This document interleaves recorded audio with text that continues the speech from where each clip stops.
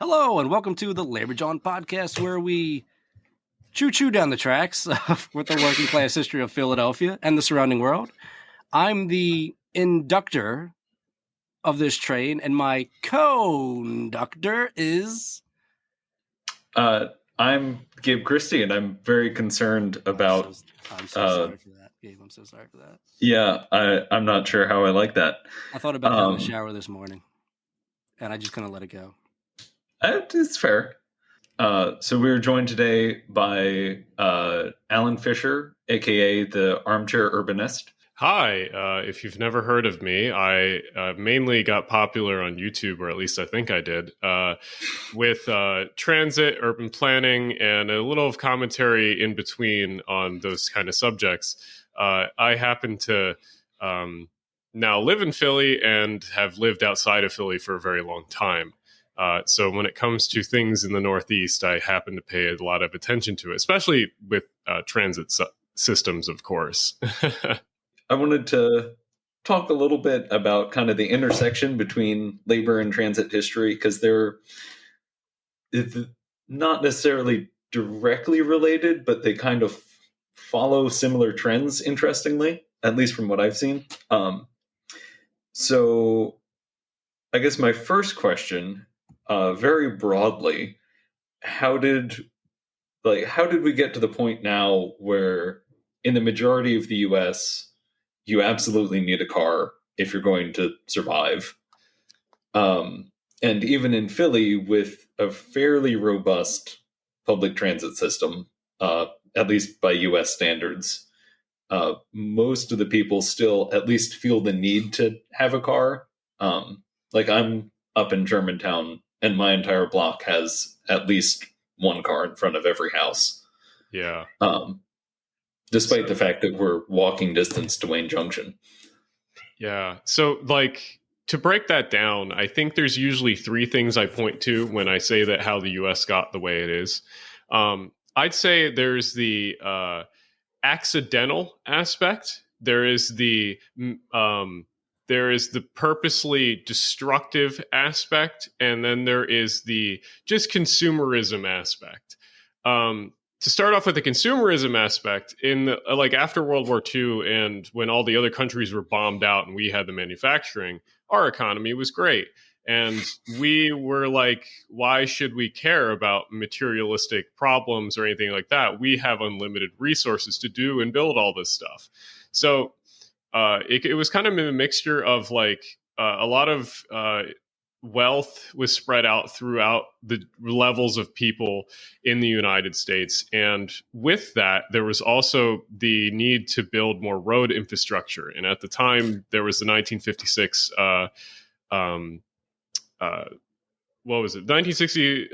56 interstate bill by Eisenhower. And it was that combined with just the general consumerism of the United States and how you can buy anything versus the Soviet Union, which was the opposite. And we kind of pushed that. And it was like cars were neat. Cars were new, and they were like smartphones of the 2010s. In the 2010s, smartphones were every year, a new thing or a faster thing came out with them. Well, the 50s and 60s were that with cars. They sort of every single year just got better and better and cooler. And that was just the consumerism with that kind of propelled cars is this really neat thing. It didn't just happen in the United States. It happened in other places. But because the United States was in the position it was with the wealth, the people were able to be well, this is the new future thing. We just have to keep doing this, and it will obviously get better continuously. So that's the one aspect of a very consumerism or very, very surface level look at how we treated sort of our wealth at the time or prosperity. And then there's two other things. The other thing was that just the prioritization of stuff in the United States. Sort of railroads, and as you know, in the 50s and 60s, were sort of on a decline for a bunch of reasons. And because of that, they were sort of viewed as old school and not something to invest in. And it was a mixture of that, a mixture of laws that like hurt how they operated, and a mixture of just a lot of just anti-competitiveness of the railroads to get themselves there in the first place. And it was also like I said, cars were the shiny thing, and we had the wealth to do it. Why should I care about the trains? And because of that, there was very few investments in railroads at the time. The only real investment was the High Speed Transportation Ground Act that was under LBJ, and that was in the late 60s. That got us the Metro liner, and it got us a few other miscellaneous transit projects. It was LBJ also commanded the Great Societies Act, which was the only large transit infrastructure act until like the Biden one was passed.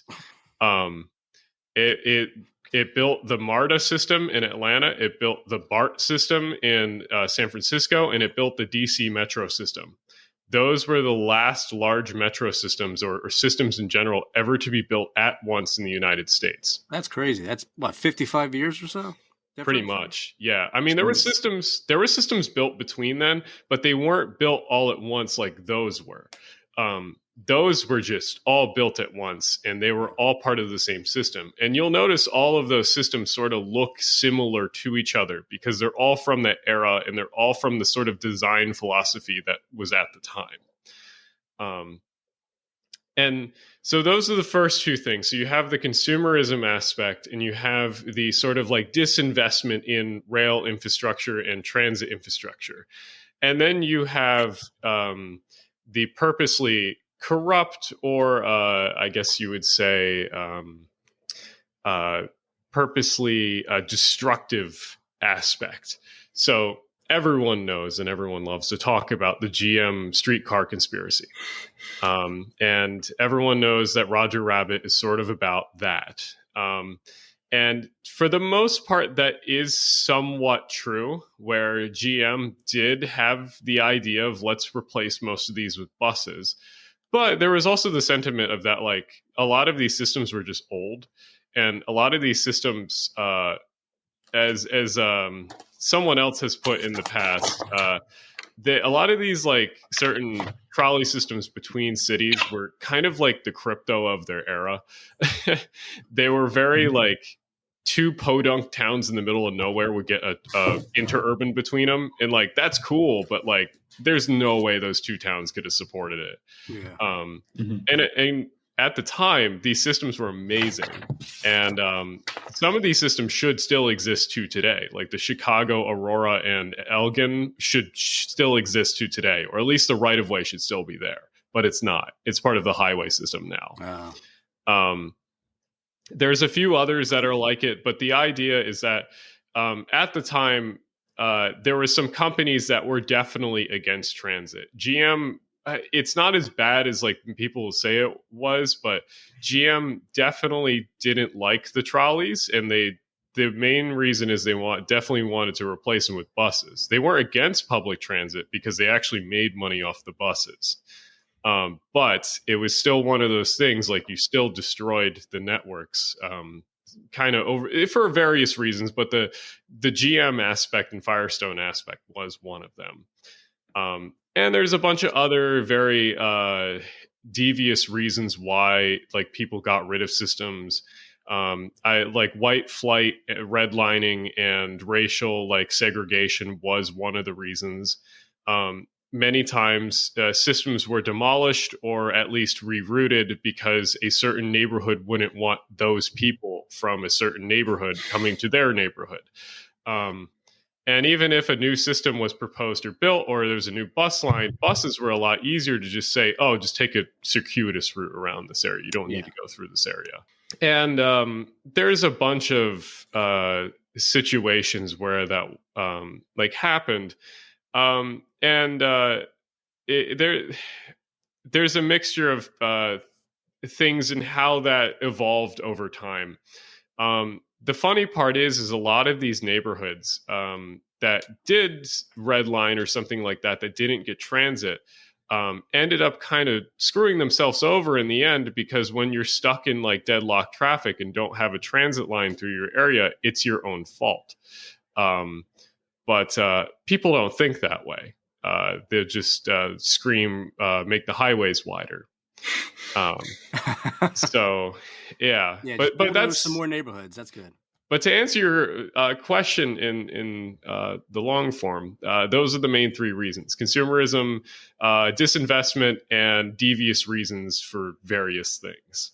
So I know he's something of, I guess, a boogeyman is the best way to explain him. But do you think that the general hatred of Robert Moses is as justified as it is? I mean, he clearly wasn't a good guy, but I guess, like, how broad was his actual the influence of his planning? And I guess if you can briefly go over who he was. And so Robert Moses was a very, very influential planner in the state of New York. A lot of people think it's just New York City, but it was the state of New York. And he had a lot of projects that were the spearhead of basically the automotive movement. Because like at the time, like I said, cars were the futuristic cool thing. Like you wanted the cool futuristic cars to be integrated, et cetera, et cetera. And New York City, being the city of the people that came out of the mass immigration to New York City, had all the new things. They had the largest subway system in the world. They had some of the coolest, fanciest trains. They had the tallest buildings in the world. And suddenly, after World War II, you have all this extra manufacturing power, and you have all the automobile stuff. So he is a boogeyman, and he did do sort of bad things, but remember, he's more the spearhead of the wave of all of this stuff. It's kind of like the great man theory, how a lot of people hate that. Yeah, he was bad, but he was also voicing a lot of opinions of people at the time in one person. He's notorious because he spearheaded the design of certain projects, like the Brooklyn Expressway, whatever, the one that's along the bay there. That one's terrible. A lot of the East River highways and the Hudson highways, those are all him. A lot of the Long Island stuff. And like, I don't know if he was the one that purposely made the bridges lower on the Long Island Expressway, or I forget which. I think it's the Long Island. Yeah, because it's the Long Island beaches. Yeah. So I don't know if he was the one that made it low, or someone else like in the same power of in like his area, or someone suggested it to him to make them lower. I don't know who did it, but oftentimes the blame is put on him because he was the one that had the power to overview these projects. So yeah, that's a legitimate thing. Moses also did a lot of other stuff, Buffalo, New York got a lot of stuff from him. Niagara got a lot of stuff from him. A lot of stuff in upstate New York. Albany, oh my God, there is so much that was destroyed in Albany because of Robert Moses and like highway plans. There's also a lot of urban renewal that was done in Albany, and that crazy modernist government facility in Albany, which in my opinion looks really cool, but it also destroyed like a lot of stuff to build that in the first place. So I think he is just the one person that a lot of people can just instantly blame for a lot of these issues. And a lot of things he did create are like in retrospect terrible. But at the time, there was a lot of people that legitimately thought that cars were the future. Yeah. So, and we should briefly say, for any listeners that aren't familiar with it, the Long Island Expressway buses situation is I don't know if they still are, but at least originally, all of the bridges going over the Long Island Expressway were too low to allow buses. So that prevented basically anyone who didn't have a car from getting to the beaches or I don't know why you would want to visit Long Island, but if you wanted to, you needed a car to do it. Yeah, there's the highway there has these kind of like reinforced concrete arch bridges, and the arches are just low enough in certain spots that you can't allow like bigger vehicles through. The original reason that they cited was because they don't want heavy vehicles going through an area where there's like supposedly suburbs where people live, which is a legitimate reason in some aspects if you have a walkable neighborhood, but Long Island neighborhoods are not walkable. At least most of them aren't. So, and the other annoying thing is like you could argue that people could just take the Long Island Railroad. Well, there's still a lot of other places on Long Island you can't reach easily without the railroad. So, yeah, there's other ways to get out there now, and the buses do get out there. But I think the highway still has bridges in certain sections that are very low. Yeah. Which then, I mean, I hadn't thought about it until now, but that also would impede any businesses from getting large shipments or anything. So it's another part of like this fairly, well, at least the way it's generally portrayed, a very racialized, car-focused infrastructure ending up shooting people in the foot.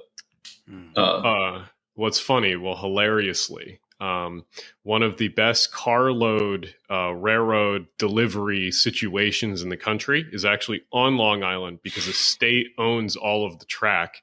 And there is a joint cooperation between this one, I can't think of the railroad's name, but it's like Atlantic Terminal something railroad and the Long Island Railroad. So it's funny because you have a state-owned infrastructure, which is the Long Island Railroad, where this one private company works with the state to deliver cargo. And it's one of the best examples of like rail-based delivery for like just small businesses. It's funny. So like Long Island is a land of contrasts. So clearly Robert Moses was pro trains because he allowed that to happen. Did we just lose our whole Long Island demographic, Gabe? Probably. Yeah. We have shit on New York so much. I don't think we have any listeners. We haven't done it in a while, though. It's not a Philly podcast if you don't. They're New Yorkers. They got a short memory. They forgot about those. That's true. So the other thing I wanted to ask about is that looking at the labor and transit history in the U.S., there's too many similarities between the two of them for me to not think that there was some level of like it seems like too coincidental that the deurbanization of the 50s and 60s was also coincided with at least the beginning of the breakdown of unionism and kind of the breakdown of labor power overall, starting with like the Taft-Hartley Act in 47, and then really ramping up with kind of the new neoliberal age in the late 70s, early 80s. And I guess, do you think it was just like purely coincidental, or that was just kind of where the material conditions were headed? Or have you found any evidence of like anyone talking about like the people living in kind of close-knit urban transit-oriented communities have too much sort of interaction with one another, which creates good conditions for solidarity, and we need to break that up? Or like, I don't know if I'm just being overly conspiratorial. So the first one is the material conditions. Like obviously, like I said, after World War II, everyone was bombed out, or everyone was oppressed by the British or French. So like we were the ones that had a lot of manufacturing and wealth. And it was that era where basically people started working other jobs and they were like, well, why do I need a union? I'm getting paid so much. And it, as you know, over time, like, yeah, that works for a little bit, but then people start taking advantage of you again.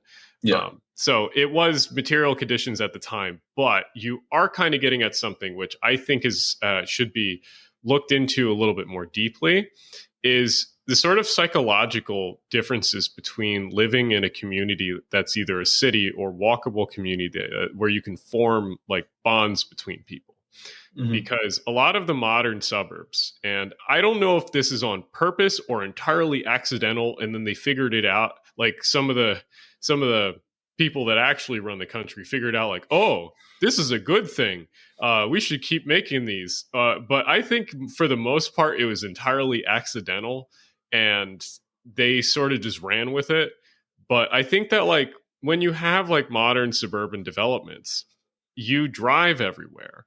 And like the most interaction you have with your neighbors is maybe like if there's some like party on your street or something. But even then, like I don't know.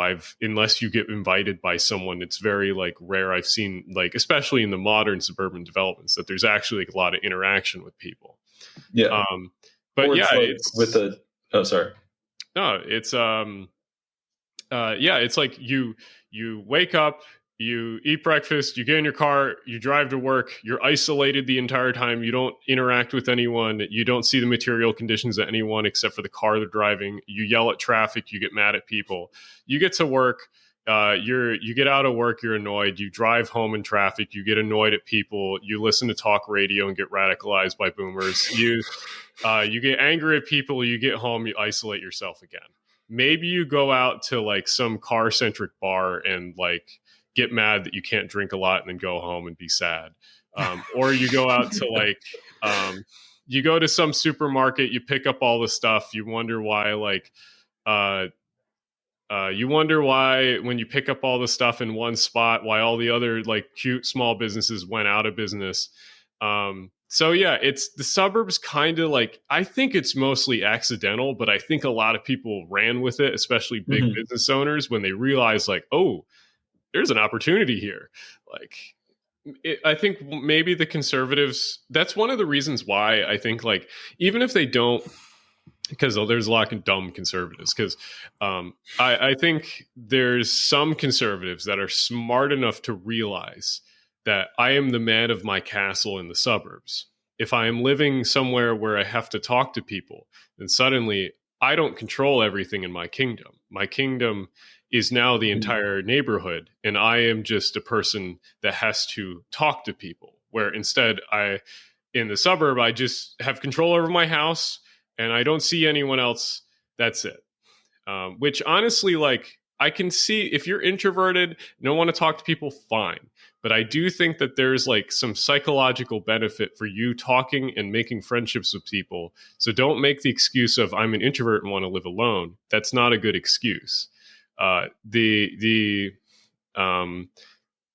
to people is good for your mental health, and talking to people that actually appreciate you in the neighborhood is really good for your mental health. So I think that's often not talked about. And I think a lot of conservatives don't like it because, like you said, once they figure it out, they're like, oh, being isolated helps our cause. So it's probably more like it wasn't necessarily a direct plan, but it's one of those things that like, if it didn't benefit capital, it couldn't exist, or it would have been squashed at some point. Kinda. I mean, you'll always get walkable neighborhoods because they are desired, even if like what's a good example? Like there has been newer walkable areas built even throughout the car age. It's just that like, and you've had places that have tried to replicate that, but I think what people slowly figured out is, like you said, that certain things benefit capital more. I think the only problem is that they're realizing, and if you've ever seen Not Just Bikes or Strong Towns, they're realizing that, oh, we're actually losing money in the long term because of how inefficient all this infrastructure is. In your like travels through the transit world, what labor issues have you found popping up in discussions of transit, if any? There's like older issues and then there's newer issues, I would say. Older issues are the constant fight between different okay, so there's internal fights and then there's external fights. Internal fights are funny because you can get a lot of very stupid interagency disagreements, and some of them sometimes like it's very funny to read or hear about. Like one of the ones I know is with NJ Transit. NJ Transit has a very large system, obviously for US standards. And one of the things with NJ Transit is that for a while under the Christie administration, they were very, very gimped on funds compared to what they're used to. And during that era, they had to cut as many things as possible. And there was a constant fight between operations people and maintenance people on what to cut. Eventually, the maintenance people actually won out. And that's why currently, nowadays, NJ Transit runs a lot of push-pull services, which are when you have a locomotive that's at the front or back of the train, and it's either pulling the train or pushing the train, and you have like a cab at the front where you can control the locomotive at the back.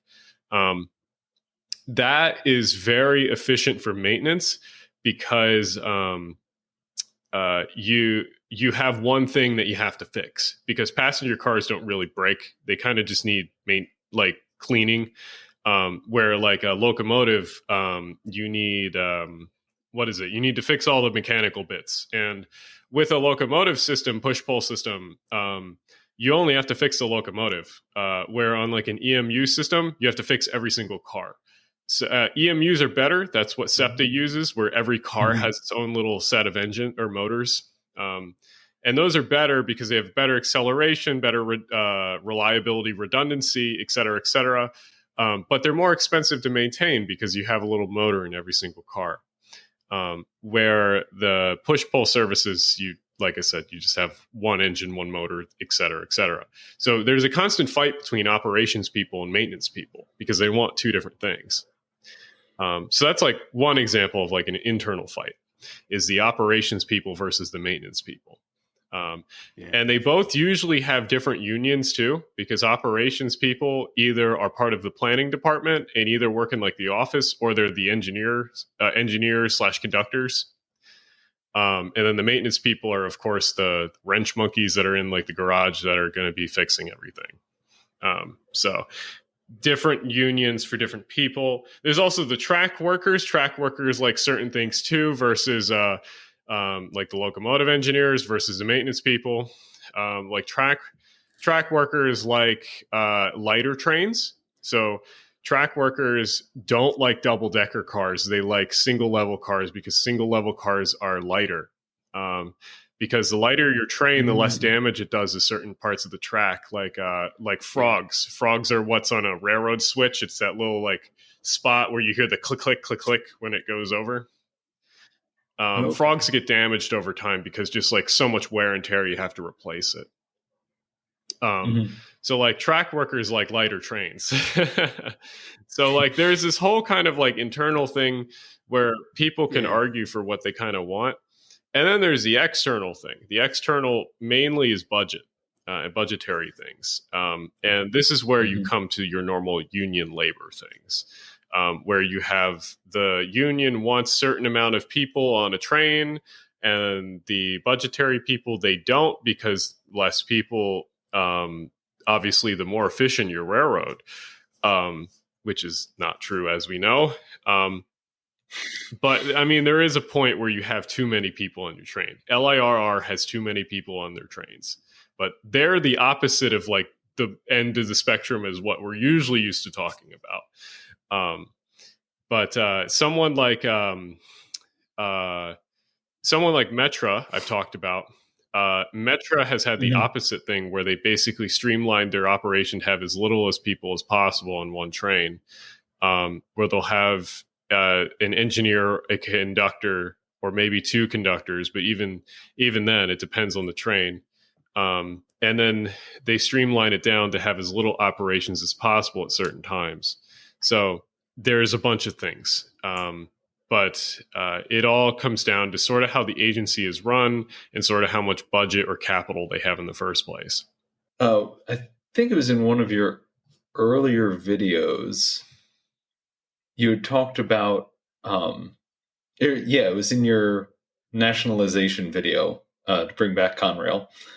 And you had mentioned basically our three options are private industry running everything for short-term profit, nationalized system running everything to actually function, or basically like I think you had mentioned a heavily union run system. And I was wondering if there are any actual like worker self-directed rail systems out there.